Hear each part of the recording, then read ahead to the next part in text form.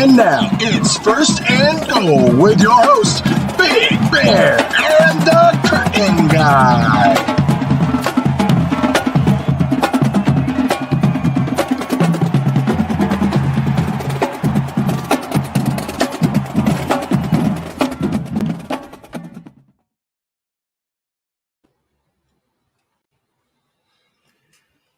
Happy holidays and Merry Bowl season, Guardians. We hope you have enjoyed this holiday season with your family and friends, but we're glad to be back discussing all things college football. I'm the curtain guy, Cole Schutte, I'm Big Bear T. Tyler Bansky. and this is another episode of First and Goal. Big Bear, we're going to dive right into it with the preview of the 2023 college football playoffs as we prepare for the last 4-team setup before moving to the 12-team setting in 2024. We waited all season long to get these. We had previewed it a bunch. We gave it our thoughts and ended up being nothing close to what we thought it was going to be. Our first matchup takes us to the granddaddy of them all. With the number 1 seed, 13-0 Michigan Wolverines, champions of the Big Ten, take on the 4th seed, 12-1 Alabama Crimson Tide, champions of the SEC. This will be the 6th meeting between the two blue blood programs, with the Tide holding a 3-2 advantage and having won the last 2 matchups, including the Verbo Citrus Bowl on New Year's Day in 2020. I'm going to be flat out honest with you, man. There are so many people across the country, including us here at Walk On Red Shirts and First and Goal, who are having a really tough time breaking this one down. So instead of asking very pointed, specific questions, I want to know what your overall thoughts are on this matchup. What stands out to you? What do you think will ultimately end up determining who walks away victorious?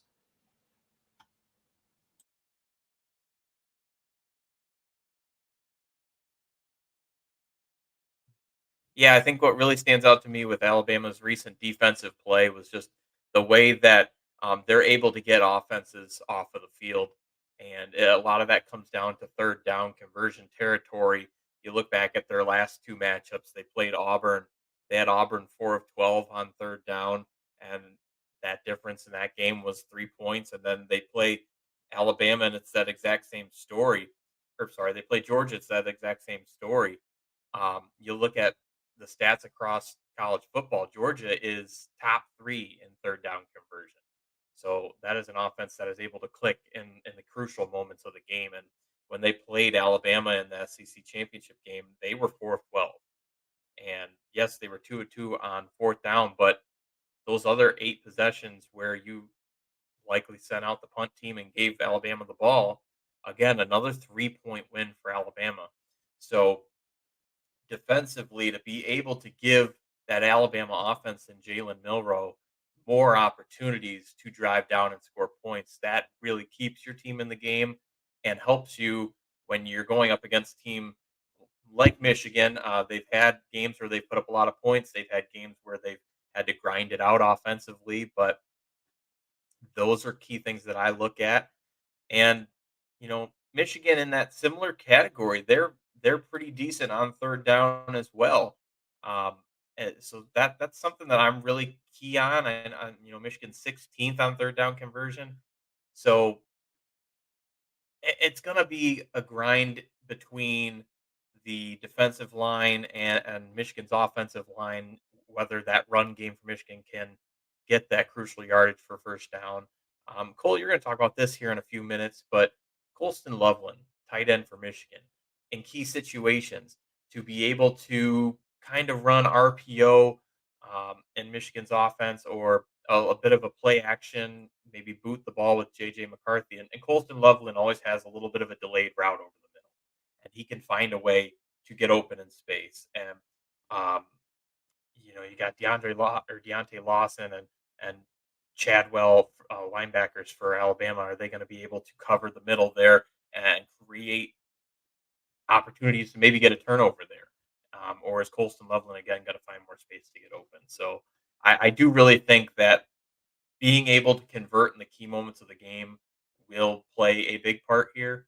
I'm excited about it because the Rose Bowl is honestly my favorite bowl game of the entire season. I love it because of New Year's Day, and I'm excited to see what happens here. I'm not sure the history on it, but I can't imagine Alabama has been in the Rose Bowl many times.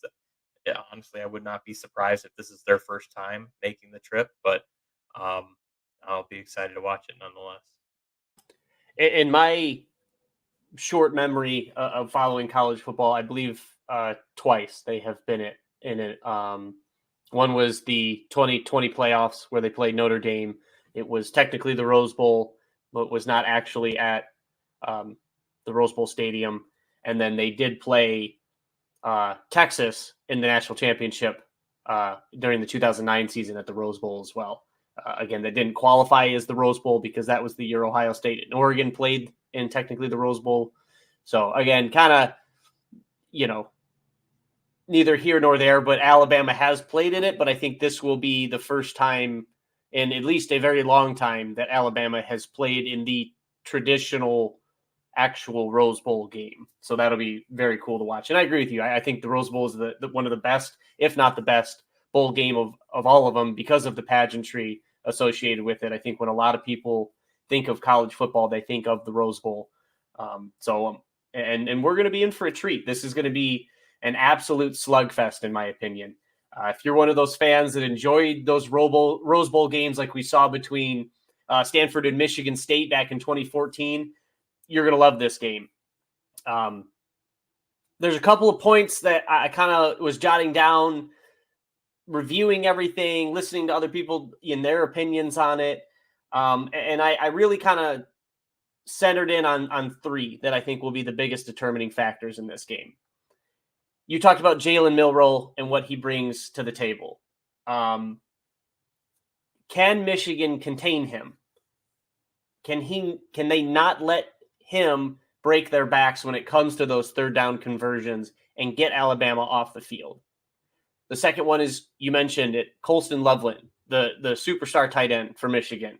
How effective can he be against that Alabama defense, against those linebackers? But I'm looking at a matchup with safety Caleb Downs, and I'll touch on that in a little bit.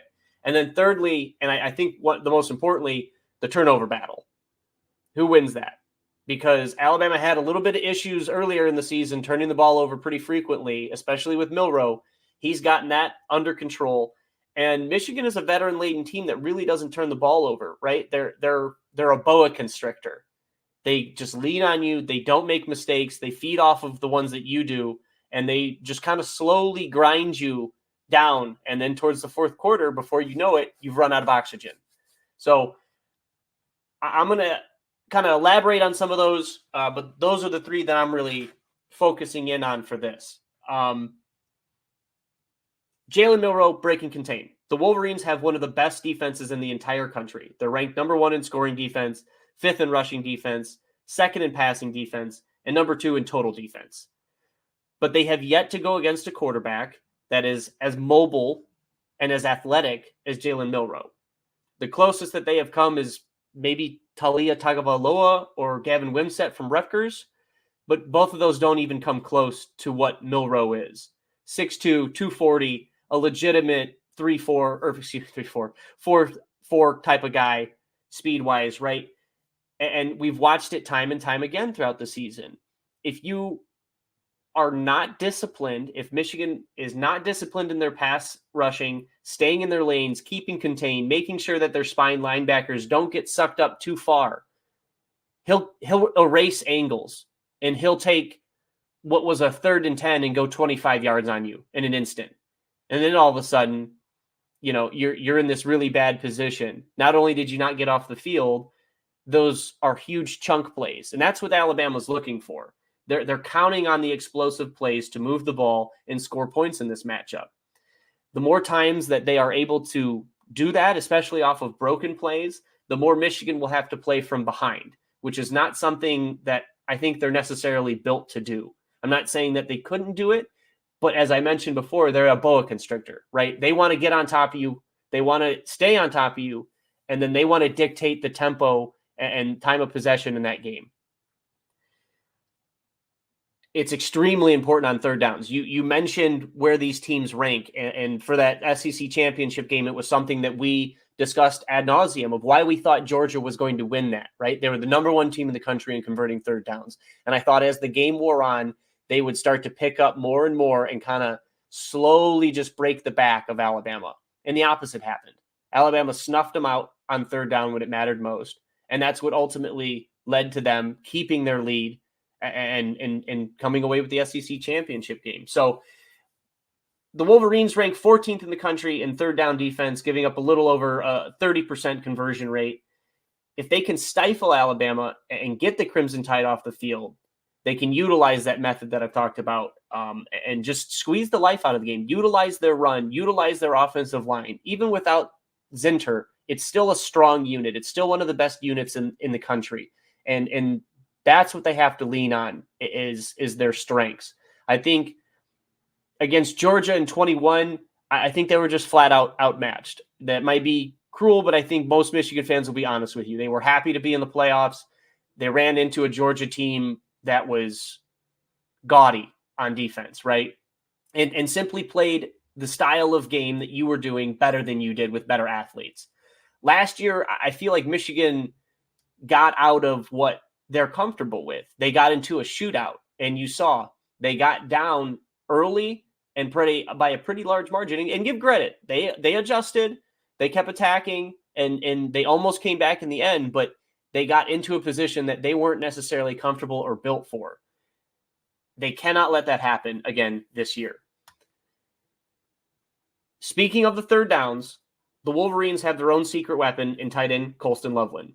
He is one of J.J. McCarthy's favorite weapons, and if you want to see how effective he can be in these big-time matchups, look no further than the game against Ohio State.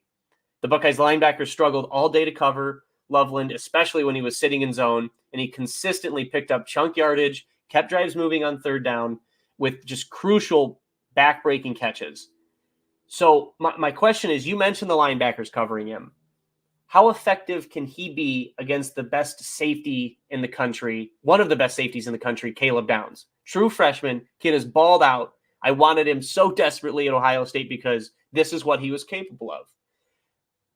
Caleb has also shown what he can do in these primetime matchups because he limited Brock Bowers, who is arguably the best tight end in the country, effectiveness in the SEC championship game, and that significantly handcuffed the Bulldogs offense. Alabama has great corner play. They love to play that press man coverage. And to be honest, I think they're going to get away with a lot of that against Michigan. If Roman Wilson and company can kind of come up with some key catches, that'll be monstrous for them. But overall, I think Alabama's going to play a lot of press coverage because they don't believe those wide receivers can affect the game in that matter. So if Downs can cover Loveland, they're going to be in trouble, right? They're going to struggle mightily in the passing game, and the burden will fall on their rushing game, which is not a place you want to be regardless of who you are or who you're playing. You don't want to be one-dimensional. And if you get down early and then you're forced to be one-dimensional, it's going to be a slow death by 1,000 paper cuts for Michigan. They're just going to slowly kind of watch the game bleed away, and Alabama utilize their own running game and their own big hog mollies they got on the offensive line who have really come together and gelled. But if he can consistently get open and pick up crucial first downs and act as that safety valve, especially when like you said, McCarthy likes to get out of the pocket and run those naked bootlegs, they'll be able to piece together those long scoring drives that they're grown accustomed to and kind of salt away that time of possession from Alabama and put themselves in position to be able to run the clock out at the end of the game. And then finally, my thought process revolves around the turnover battle. As with most of these primetime matchups, whoever wins the turnover battle will most likely win the game. And as it stands right now, that greatly favors the Wolverines, who rank second in the country with a plus 17 turnover margin. Michigan is a senior-laden team. Like I said, they rarely make mistakes, and they certainly do not turn the ball over. They have 7 total turnovers for the season. Alabama, on the other hand, is also on the plus side of the turnover margin, but not nearly to the level of Michigan. They currently sit at plus 8 for the season. But they have stepped up their game in the past 2 months, especially Jalen Milroe. Since the beginning of October, in 183 passing attempts, he has 3 interceptions. Now, I know I'm going to get asked, well, what does J.J. McCarthy? Well, J.J. McCarthy has just kind of been an anomaly truthfully, because he has 1 interception on 182 passing attempts in that time frame. So he's a guy, again, that fits right into that mold of not turning the ball over. The Wolverines are one of the best teams in the country at capitalizing off of turnovers. And if Milroe does go back to some of those bad habits of trying to force the ball into places, turning the ball over, potentially fumbling it when he's getting out of the pocket, that could put Alabama in the deficit on the flip side of that coin. And it'll be extremely hard to climb out of, given how Michigan controls the clock, especially in the second half of games. So a lot that I kind of threw at you, but that's where I'm thinking right now. That's what I think will best determine the winner of this game. So before I give my own overall thoughts, I'm going to swing it back to you, Big Bear. What do you think ultimately ends up happening in this game? I think the funny thing about this, and I heard this from a listener of the show in the last week, was we talked about this during SEC title week. Whenever we pick with or against Alabama, we get screwed. And I'm pretty sure we're 0 for 3 at this point, which is really funny because I think coming into previewing this matchup, I was leaning towards Alabama. I just felt that the way that they've been able to step up the last few weeks to push themselves into a playoff situation, especially the way they played against Georgia defensively, I thought was really, really sound. And, a team like Michigan where they have played very good games, but their opponent and their resume was a lot. I don't know. It came under a lot of scrutiny. I think a lot of people wish that they had a tougher schedule, but as a team, they played very complete. Um, Funny enough, you look at the spreads, you look at the over under, you almost get this game into that territory of this could be another mud fight. It's 44-point over under. Like they're not expecting a lot of points here. They're thinking this is like 21-24, maybe. Um, the spread is 2 points. I mean, this is, if you're a better, they want you to take Alabama by giving Michigan a small favorite. But I'm a guy that kind of believes in the juju here, man. And I think that if we sit here and pick Alabama and think that this momentum train is going to continue, we're going to get screwed. So I might be picking against you here and how we favor this, but I think I'm going to take Michigan. I think Michigan's running attack with Blake Corum and Donovan Edwards is really solid. I like the way they're able to throw the ball with Roman Wilson and Colston Loveland. Offensive line, it does a decent job. I know they're missing some pieces, but again, this is where depth prevails, and next man up mentality is what makes the biggest difference, especially when you're chasing a championship in the biggest games of the year. So pageantry, all these things go together. This is what makes this so great in the playoffs. And I think that's why I'm going to go with Michigan. I think that they have had a lot of adversity, whether it's well deserved and warranted. You know, that stuff might bring itself on, but I just think that that team has a lot to play for right now because you don't know what tomorrow's going to bring. And I think for Alabama that they were put into this position, and maybe luckily so, in the eyes of some people down south. But yeah, I think that's where my heart stands with this. I think I'm going to go with Michigan. I think it's going to be a close game. I think we get the over. I think it's going to be 28-24. It's not going to be something crazy different, but yeah, I think the Wolverines have enough to at least pull it out here and get to that title game, and then we'll sort that out from there. No, I definitely understand where you're coming from, and definitely from a Juju perspective, as a man who wears the same shirt that he hasn't washed in 3 years. Every time the Buckeyes play, which my wife hates, by the way.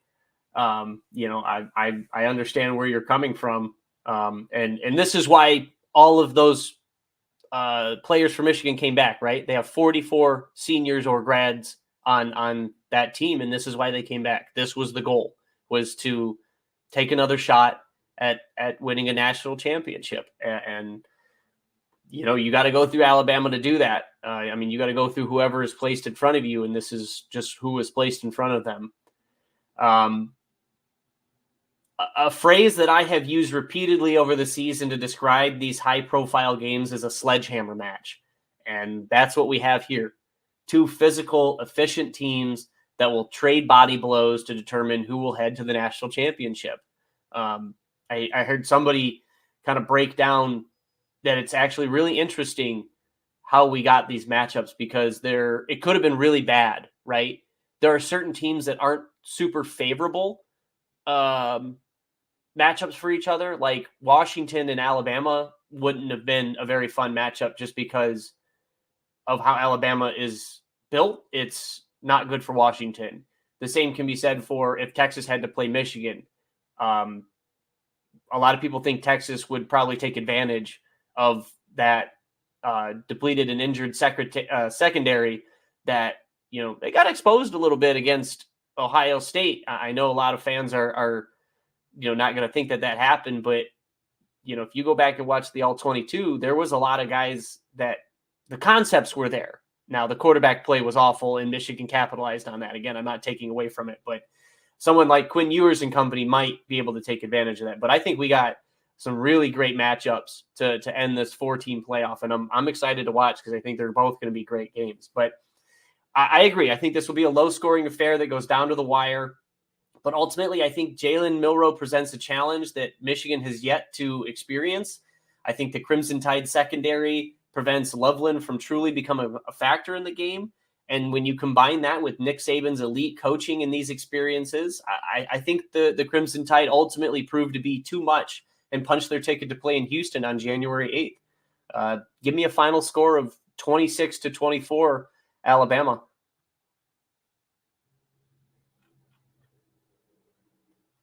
Big Bear, the other side of the playoff bracket takes us to New Orleans for the All-State Sugar Bowl between the second seed 13-0 Washington Huskies, champions of the Pac-12, and the third seed and 12-1 Texas Longhorns, champions of the Big 12.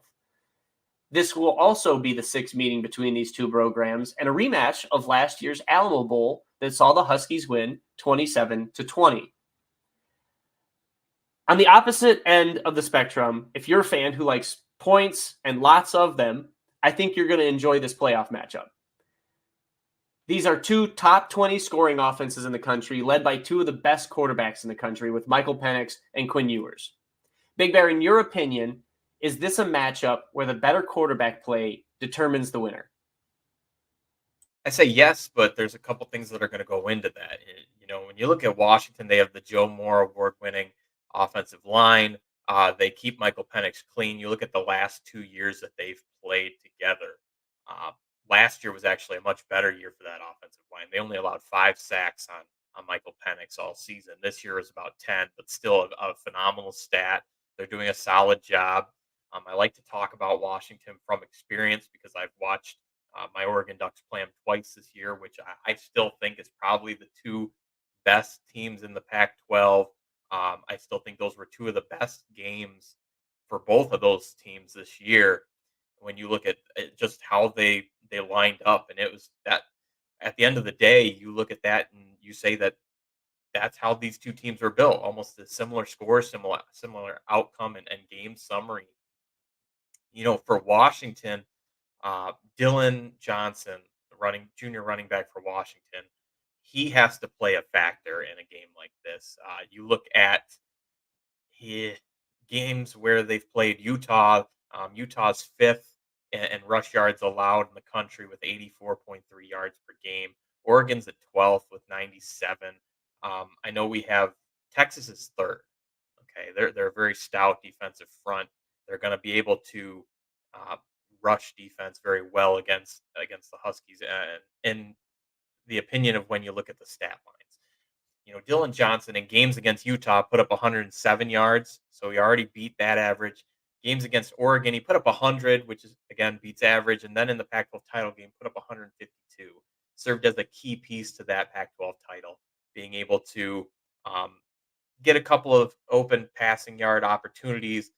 Some of those rushing, attempts, you have to consider the fact that it was passes behind the line of scrimmage. So technically, it's not necessarily it's a pass; it considers as a rush. But he was vital for the Huskies to be able to kind of change the pace of the game, not just leave it to passes to the middle and deep parts of the field for Michael Penix. When pressure broke down and the pocket starts to close up a little bit, he was a nice little security blanket to have as dump off passes and to get that ball out in space. And I think that his ability to play a role in this game will be very important. Let's circle back to the offensive line though, because Washington's offensive line versus Texas's defensive line, I think that's probably one of the best matchups we have in the college football playoff.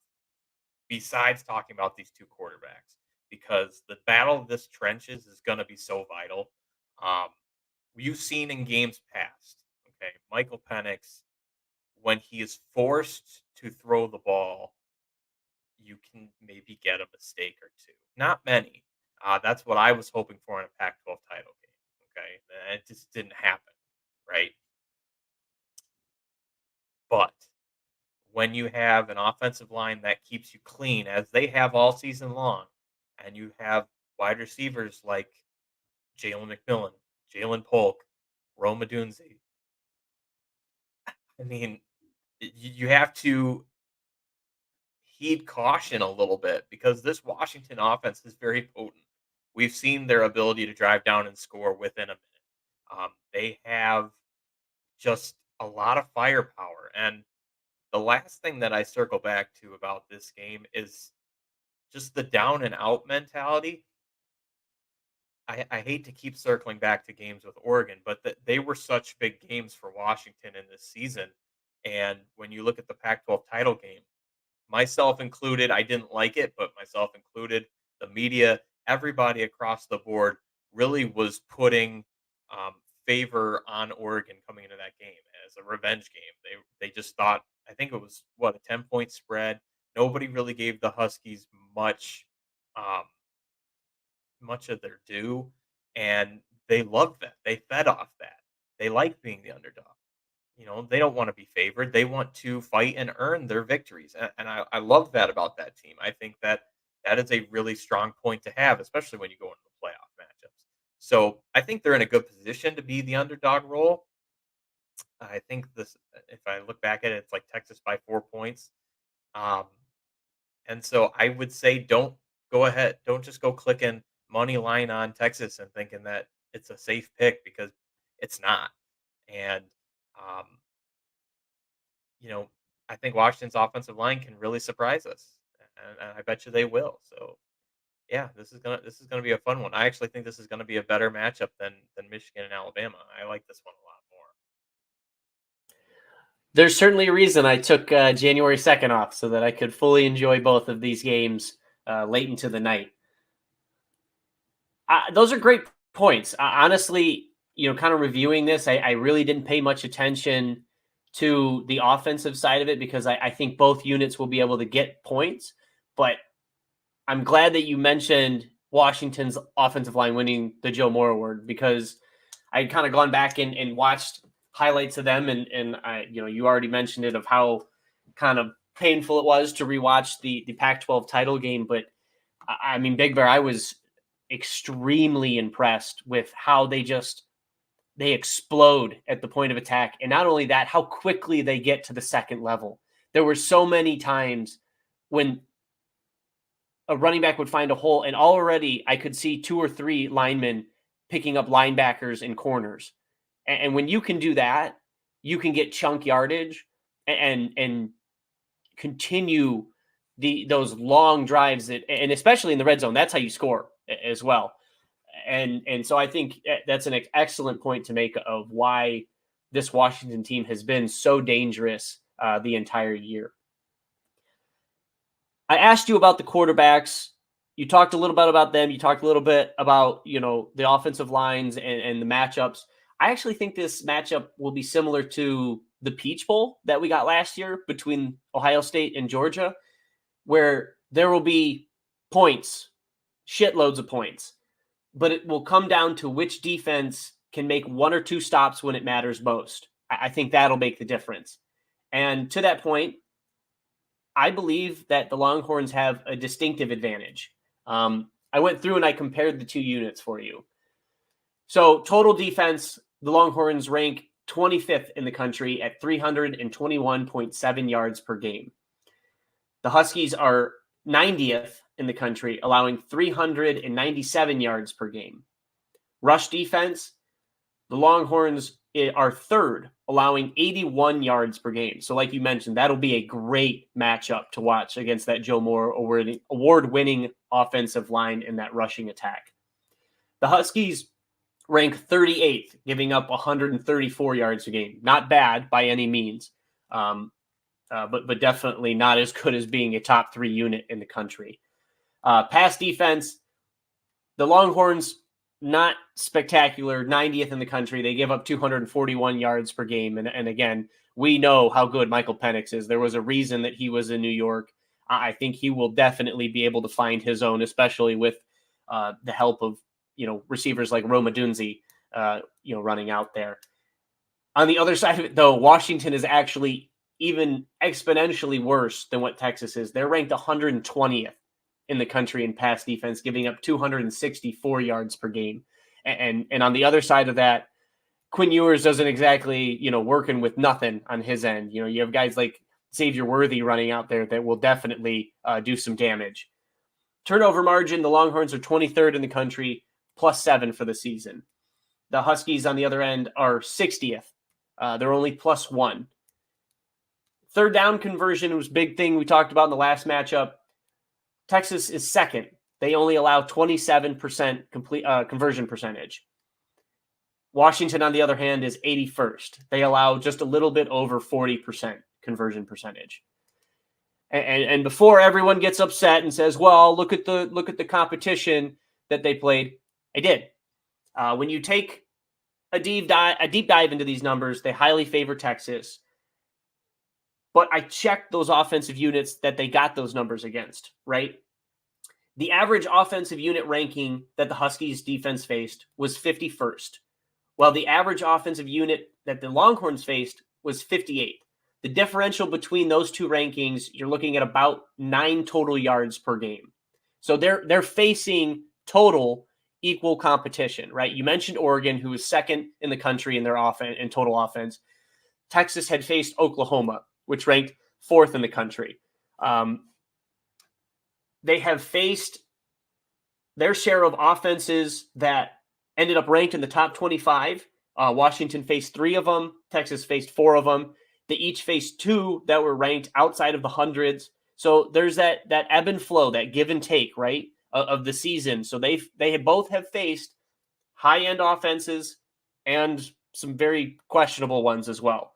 So I don't want people to think that I just took those numbers without looking a little bit deeper into them. But when you look at that broad overview and see how much better that Texas defense performed overall, especially that defensive line, that's kind of why I'm leaning the Longhorns here. I think they will be the ones that come up and make those crucial stops when it matters most. We kind of saw a glimpse of it against Alabama. We saw it not come to fruition against Oklahoma. And then we've kind of seen them progressively get better again as the year progressed. So I'm excited to watch those matchups, but ultimately that's where my head is at with this. Big Bear, do you believe that Washington will be the one that matches up with Michigan, in your opinion, for the national championship?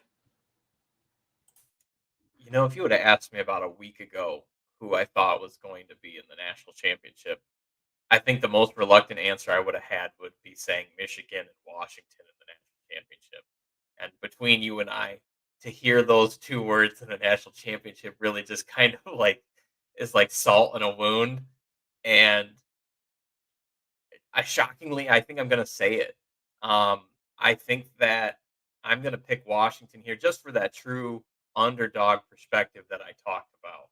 I think that they're a team when you count them out and you get in a situation where we talk about Texas and big boy football, and they're going to be in the SEC. They've got a huge defensive front. They've got Quinn Ewers. They got guys like Xavier Worthy and Adonai Mitchell on offense. Just the abilities that they have to move the ball and score the ball.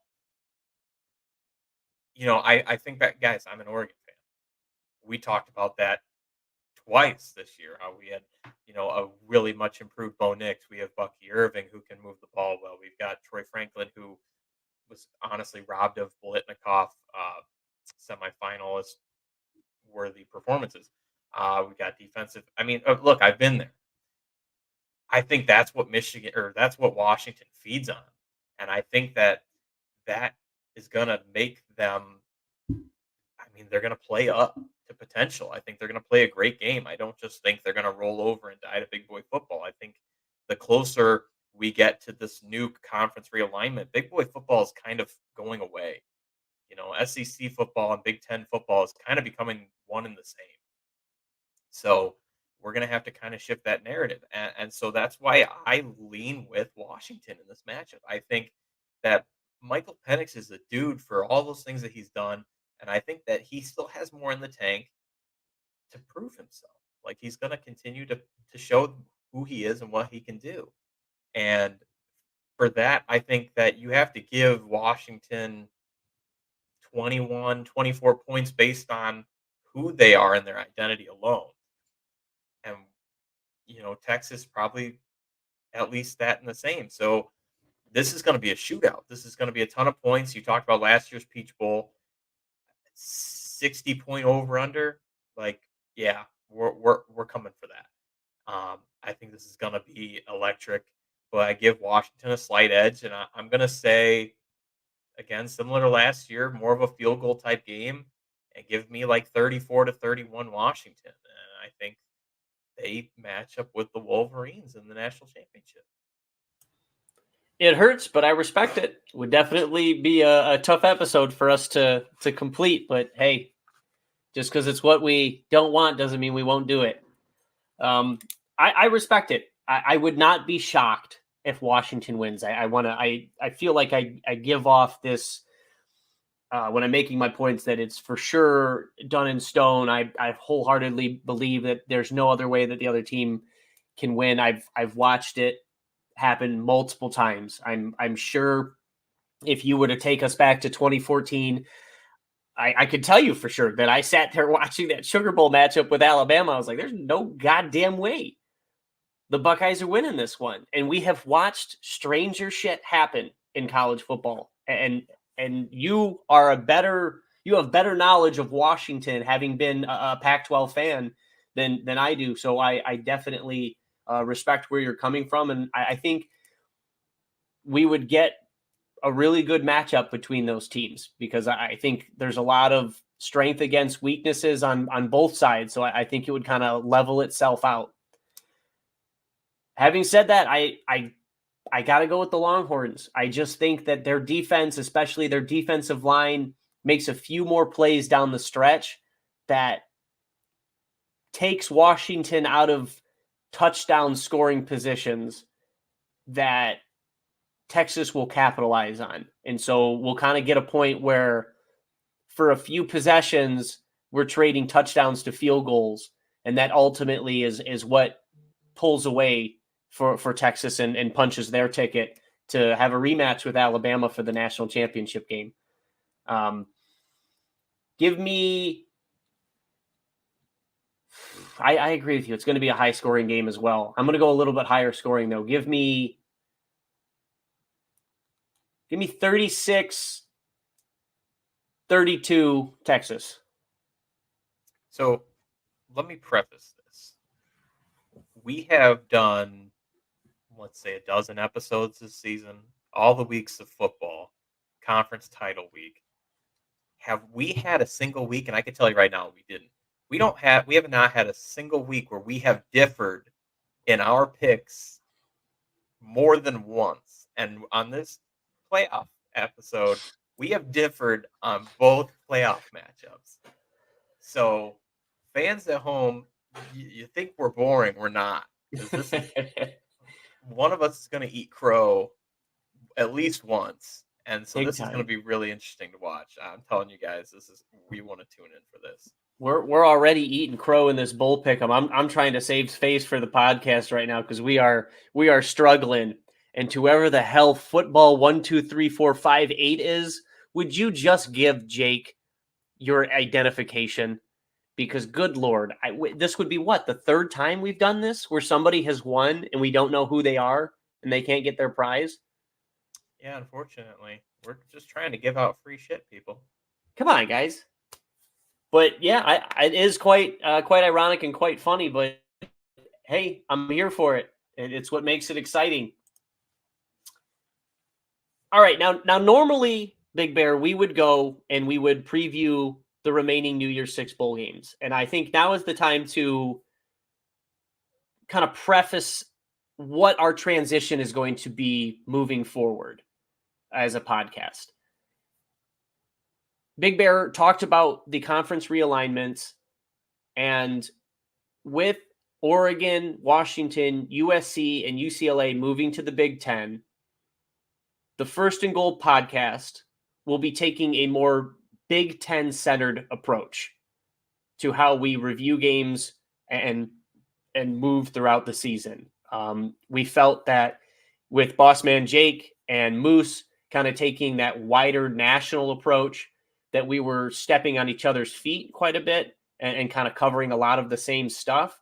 So we are going to adjust to our market per se and really hone in on the teams that are quote unquote close to home and provide a little more detailed and focused breakdowns and analysis on those Big Ten teams. And we're excited to do that. So we're going to start that with this episode. And that takes us to the Goodyear Cotton Bowl tomorrow night at 8 o'clock between the number 7 Ohio State Buckeyes and the number 9 Missouri Tigers. This will be the 13th matchup between these two programs. The Buckeyes hold a 10-1-1 advantage and have won the previous two matchups back in 1997 and 1998. And if you really want to age ourselves, Tyler, we were, 4 and 5 years old at that point? So been quite a while.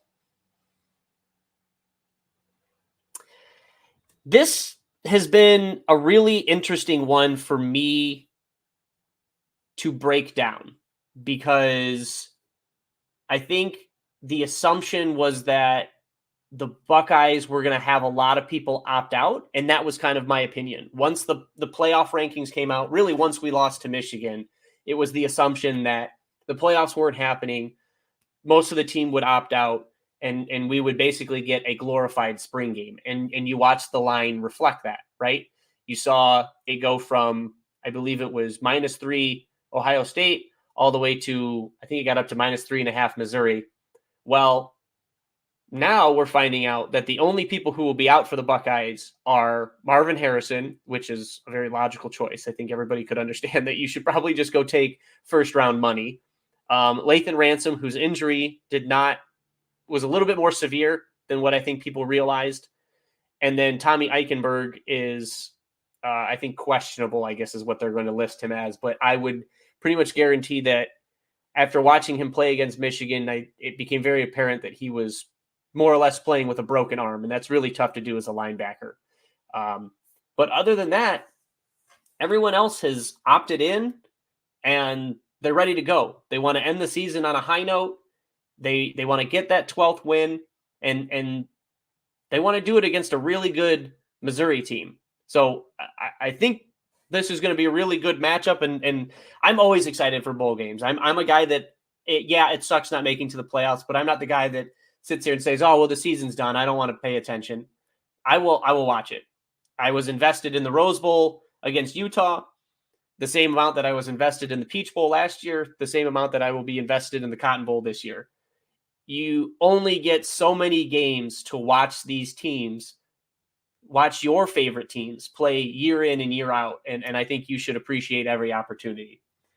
So that nostalgic sidecar, going by, I think the biggest question is, what can Devin Brown do? Kyle McCord enters the transfer portal, heads to Syracuse.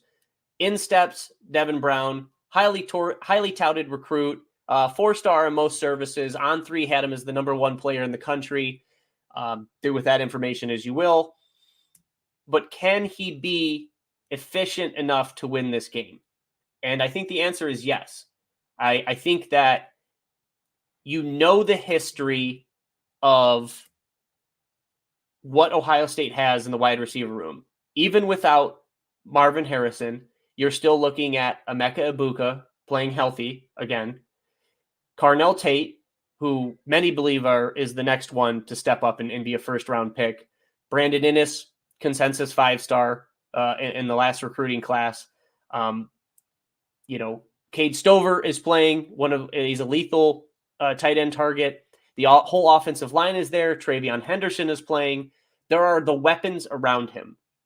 And so I think Devin Brown just needs to find the easy throws early, get himself comfortable, because I think Ohio State will be able to move the ball, and I think they will be able to score points. And I feel a lot better about their chances of scoring in the red zone because Devin is actually able to utilize the RPO to its fullest extent. I think that he will actually be one, and Ryan will actually let him pull it and run, and that will kind of open up a new aspect of the offense for us. Missouri's defense it's not a slouch. Their passing defense is ranked 63rd in the country. They give up about 222 yards per game. They are missing one of their best cornerbacks. So I think that's kind of where the thought process of Carnell kind of having a bigger game falls into place, because he's more than likely going to be matched up against their third best corner. And so this will be a big opportunity for him. Their rushing defense is actually pretty good. It's 30th in the country. They only give up about 125 yards per game. But again, they're missing one of their starting linebackers. So I think those are some crucial injuries to the Missouri defense that will allow Devin Brown and company to move the ball, score points. And then on the other side of it, I think the defense kind of has to take that Texas approach. I think Missouri's offense is very loaded. I've watched them a couple of times this year. They have been able to hang with a lot of high caliber teams. They hung right in there with LSU, and I know LSU's defense isn't good, but that's an offense that puts up a lot of points. So you got to be able to execute to kind of keep up in a shootout with them. They were right there with Georgia towards the end of the season. So I think this is a very talented team. They're very motivated. They are going to be able to move the ball and score as well. And so I'm just kind of looking for Ohio State's defense to just kind of make those plays when it mattered most. It didn't happen against Michigan.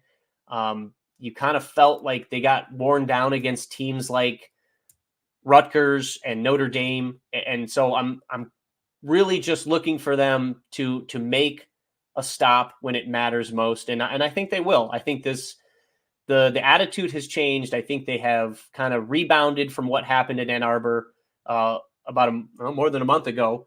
And I think they're ready to come into this just full on attack and end the season on a bright spot and head into 2024.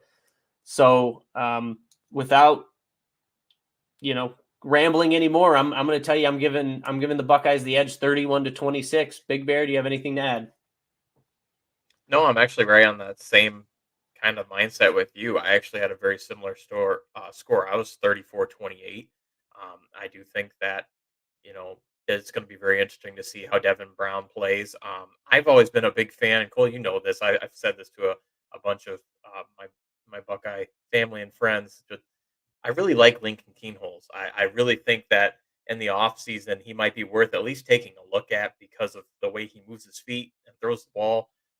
And maybe this is the first step is, giving Devin Brown that opportunity here in the bowl game to show his stuff and kind of earn that QB1 position. And, we're going to get some answers one way or another, but that's what I'm excited to see is, where the Buckeyes are going to take that next step. We've seen it's been a little quiet in the portal.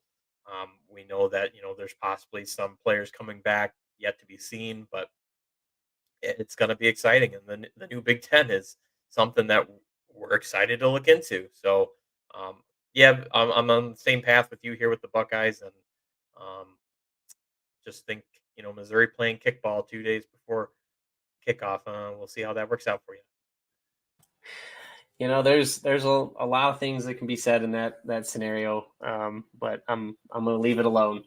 Every team does it their own way, and I have no doubt that Missouri will still be motivated and ready to go in this matchup.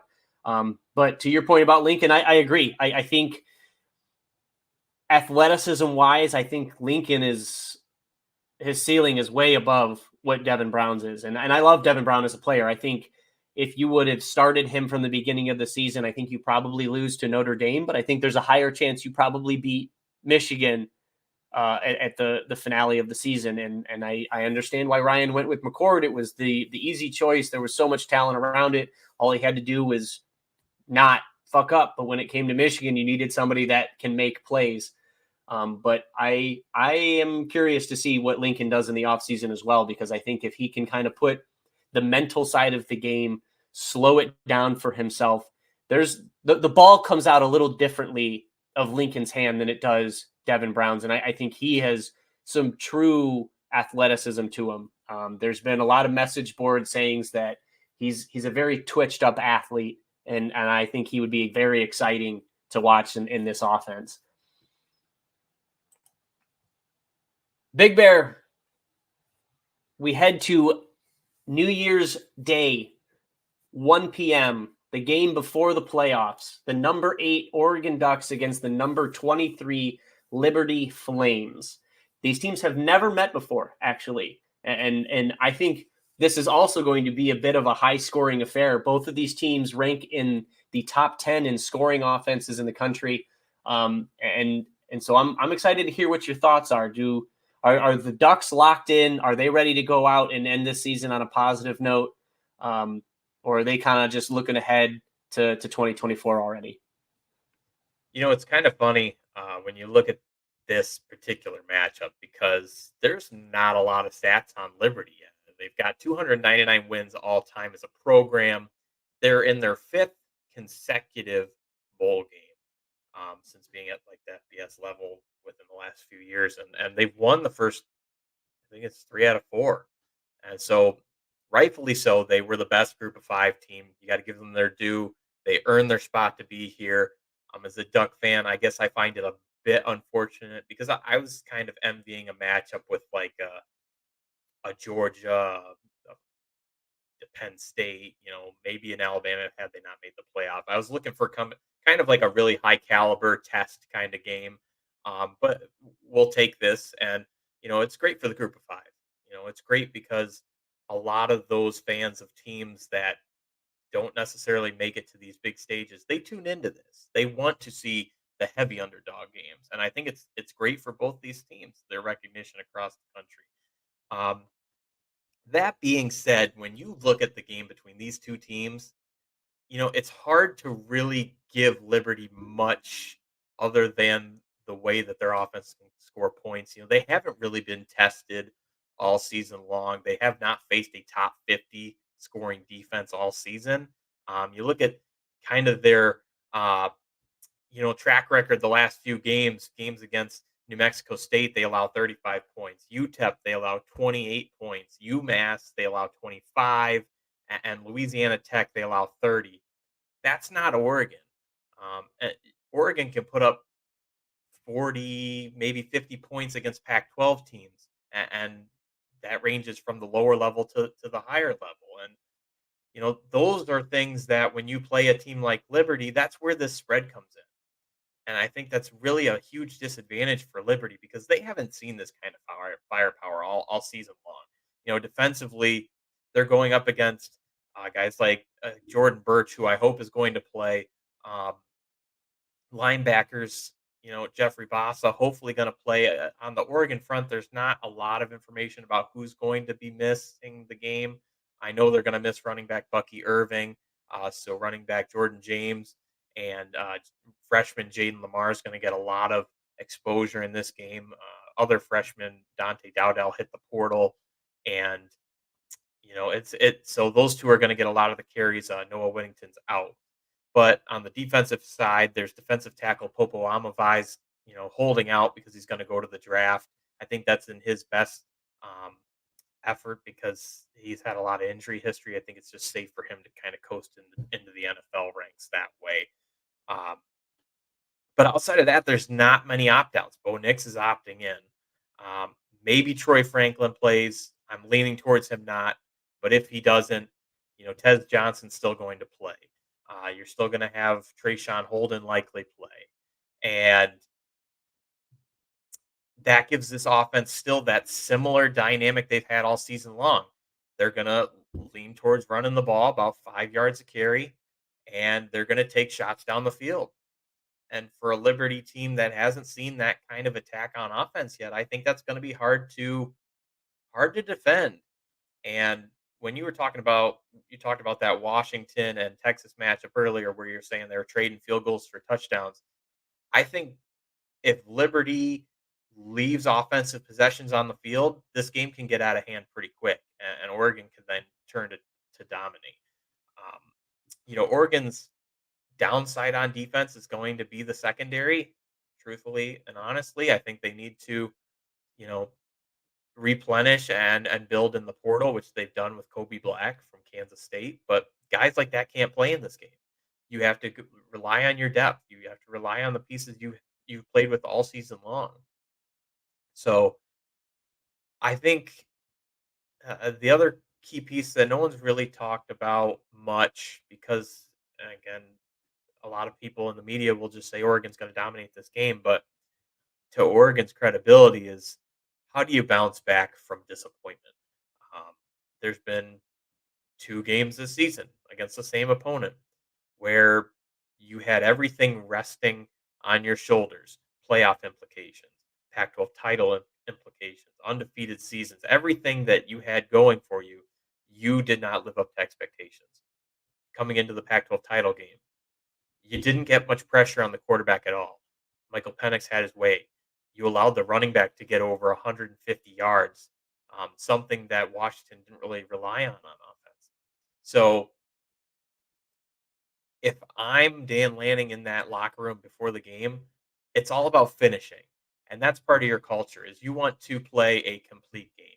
He's been saying the last few weeks of the season, he needs his team to play the fourth quarter.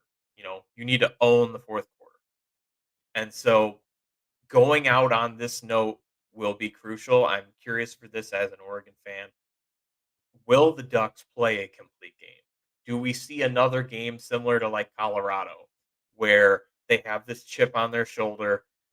They want to prove to people that they had an off game, and that doesn't show what kind of team they are. And do they just absolutely dominate Liberty? That's kind of where I lean. I feel like anything short of that might be a bit of a disappointment because of the talent discrepancy between the two. But Liberty is a 13-0 team, and I think that to discredit them for winning 13 consecutive games is outrageous. I think we need to give them their due. So I lean with Oregon here. I don't really see any reason why the Ducks can't win this game and win it by that spread of 17 points or more. As I mentioned, that Colorado game, I see this being like 42 points for Oregon. Again, it's kind of like the magic number. Give me like 42-17, honestly and truthfully. I think anything closer than that would be a disappointment to Duck fans. And as you turn the page into Big Ten play and a very hopeful 2024 season, that's probably the last thing you have on your mind is a loss in a bowl game to Liberty. So, yeah, go Ducks. No, I like it. I agree. I think it's Liberty is an up and coming program. I think they're going to do a lot of things moving forward.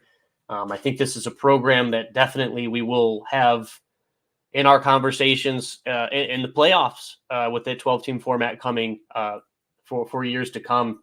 But I think they are a ways off from competing with some of these higher end, tier 1 teams like Oregon. And so I agree. I think Liberty will hold their own probably for about a half, and then just that that difference in talent, that difference in depth will start to play and come through. And I think Oregon kind of runs away with it.